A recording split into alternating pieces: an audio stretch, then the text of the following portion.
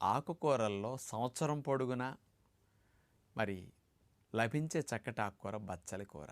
కానీ పాలకూర, తోటకూర, గోంగూర, చుక్కకూర, మెంతికూర ఇట్లాంటివి చాలా బాగా ఎక్కువ వాడతారు కానీ బచ్చల కూరని చాలామంది తక్కువ ఉపయోగిస్తూ ఉంటారు. అది కొద్దిగా జిగురుగా ఉంటుందని, అంత రుచి ఉండదని ఇట్లా భావిస్తుంటారు. వండుకునే తీరు కొద్దిగా మార్పు చేస్తే చాలా బాగుంటుంది.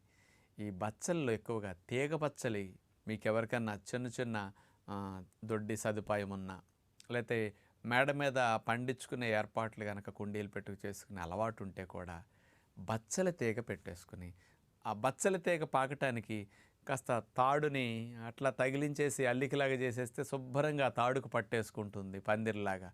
దానికి బచ్చల తీగ శుభ్రంగా పాకుతుంది. లేదంటే అంత చిన్న చెట్టు కొమ్మ పీకి అట్లా పెడితే దాని నిండా పాకేస్తుందనమాట.